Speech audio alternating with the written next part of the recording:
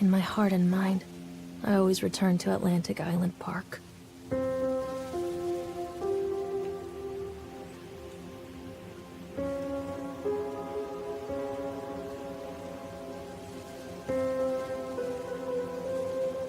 Where's Mr. Bear? I haven't seen Mr. Bear, Callum.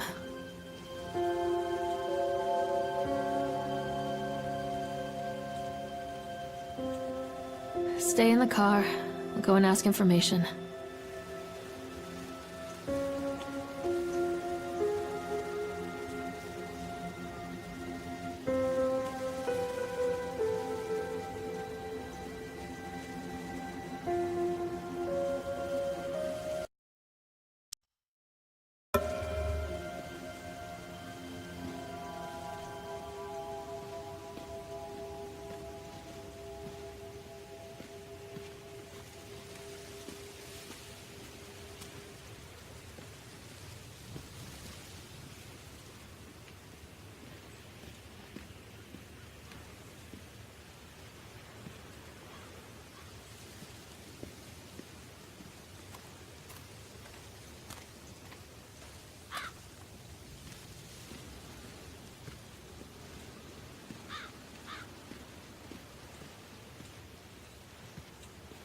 Attention, patrons. The park is now closed. Please make your way to the car park at your earliest convenience. Employees, prepare the park for shutdown.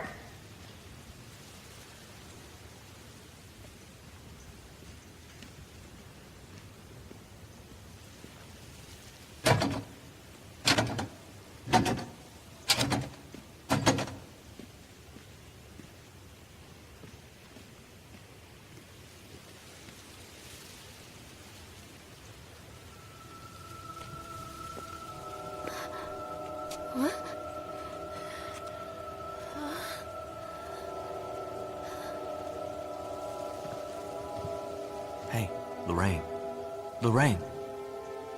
Don't blame yourself, Lorraine. People lose things all the time. Take a deep breath and think about the last place you saw your son's teddy bear. Hey, stop! I think your boy just ran into the park. I'll unlock the gates for you.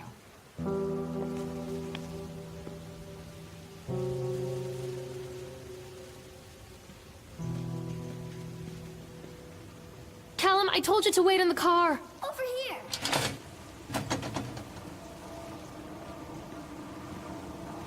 Callum, where are you going? This way. There's something special about the entrance to an amusement park. A line drawn between the real world and the world of whimsy within. On this side, the apathy of our everyday lives.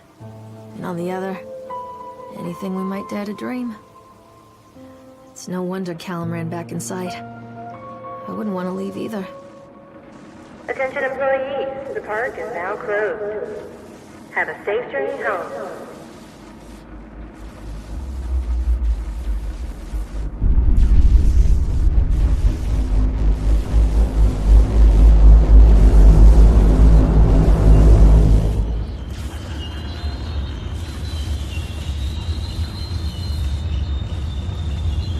Wait for Mommy, Callum!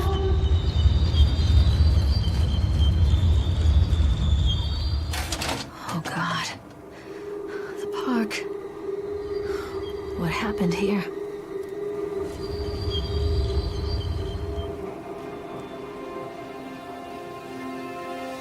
Stop! Callum! You can't catch me. Callum! Where did you go? I'm not playing anymore, Callum.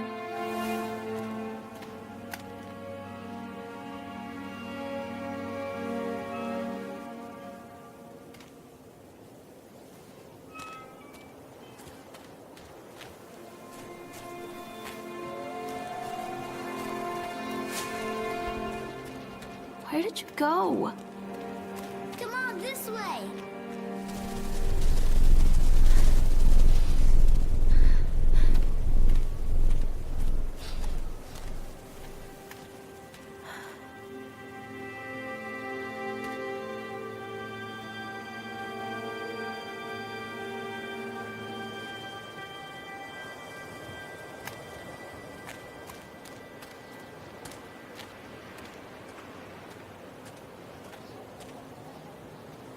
too dark. I'm not going in there without a flashlight.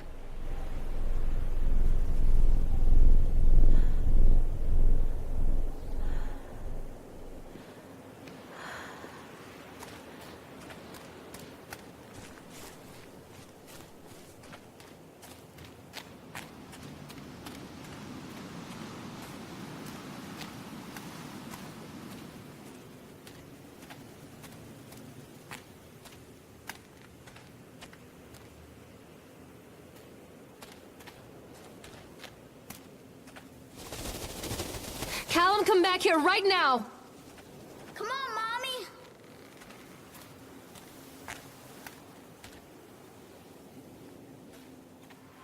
I think this belongs to Callum.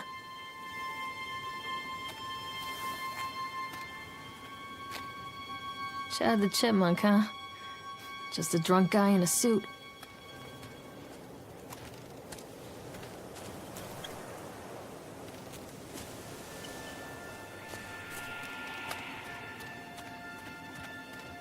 Don't hide from me, Callum! This way, Mommy.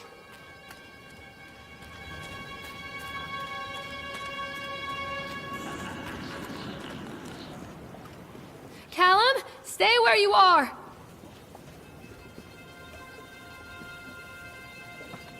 Callum, tell Mommy where you are.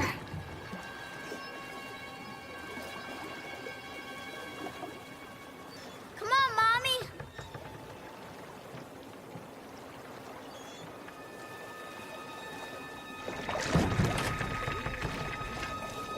Callum, stay where you are!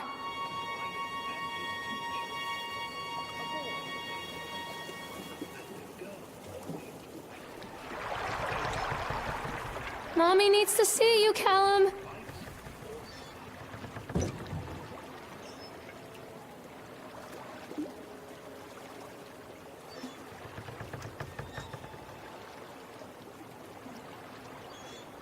Come out, sweetie.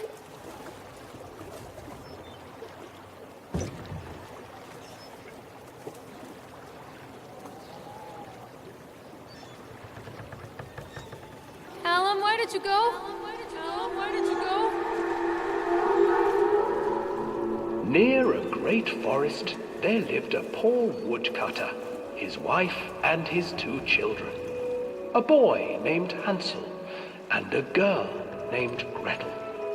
They were very poor and had very little to bite or sup.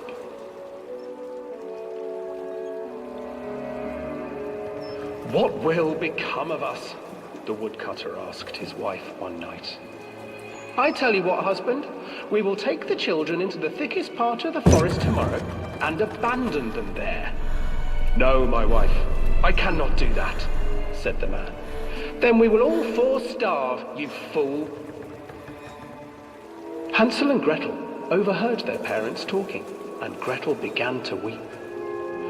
"Do not fret, Gretel," Hansel said. He crept out of the hut and gathered white stones from the ground to fill his pockets.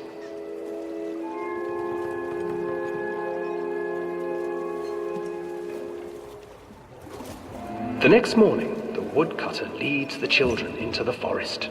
Before they leave, their mother gives them a slice of bread and warns them that they will get no more food that day. Clever Hansel leaves a trail of white stones behind them as they pass into the woods. When their father leaves them, the children wait a while, then follow the trail back to their parents' house.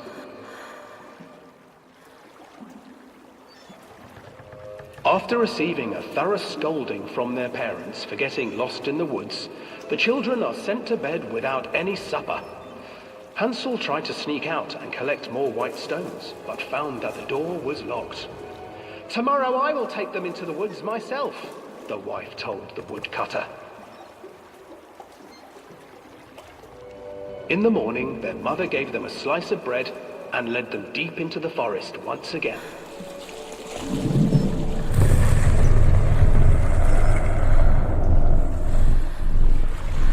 Hansel broke his bread into pieces and left a trail of breadcrumbs to lead them safely home. But hungry-eyed birds snatched up the breadcrumbs and his trail was destroyed. Abandoned by their parents and unable to find the trail home, the children wandered in the forest for 3 days.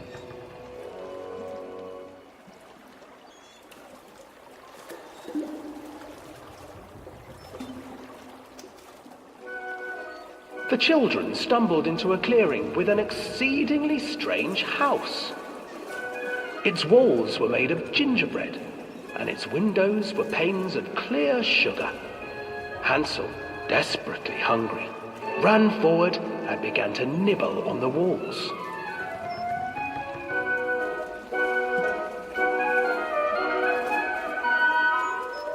Nibble, nibble, little mouse. Who's nibbling at my house? An old woman emerged from the house, sniffing the air and peering around with cloudy eyes. Oh, you dear children, who brought you here? Just come in and stay with me. No harm will come to you. But Hansel and Gretel stayed back, for the old woman reminded them of their cruel mother. Come, children, don't be afraid. I have something for you.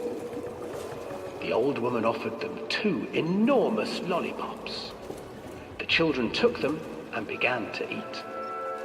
You see, nothing to fear here. Come inside, the old woman urged, and the children, still licking their sweets, followed.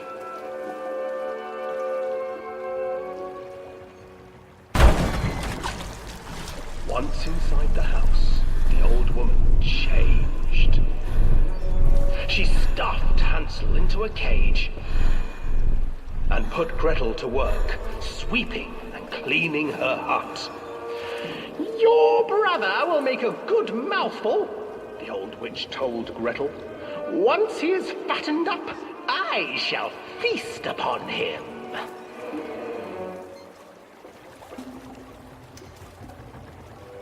Time passed, and poor Hansel refused to eat, fearing the day that the witch would eat him.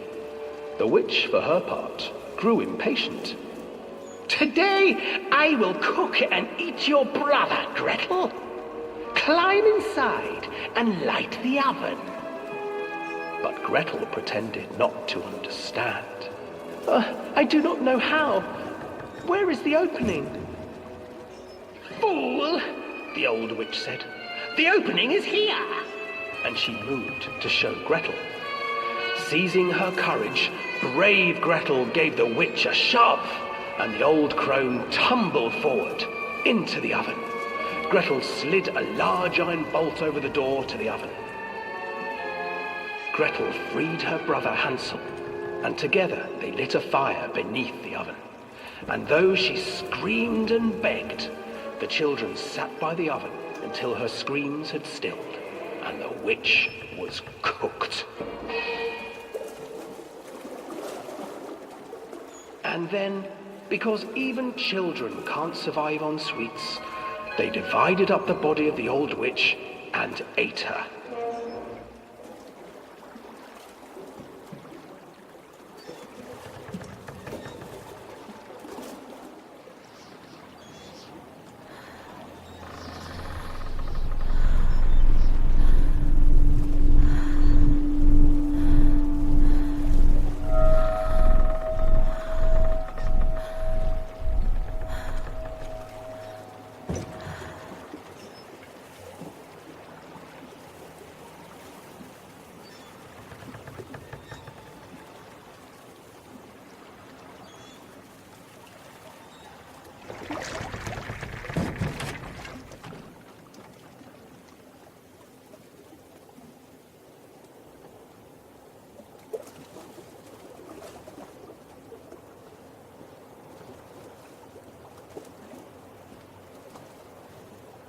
Stay where you are!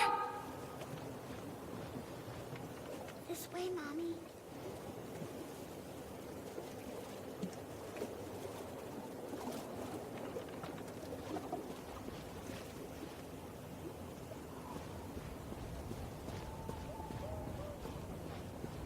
Hansel and Gretel. I used to read it to Callum when the electricity was shut off. Those poor children. The whole world against them. The forest, the birds, the old witch, even their own parents. I used to imagine that Callum and I were the kids in that story. Not mother and son, but brother and sister, hand in hand against the unkind world. We were always hungry, looking for our own house made of candy, looking for the sweetness that could take the pain away. Hunger leads people to desperate, terrible places where the tree branches reach like claws.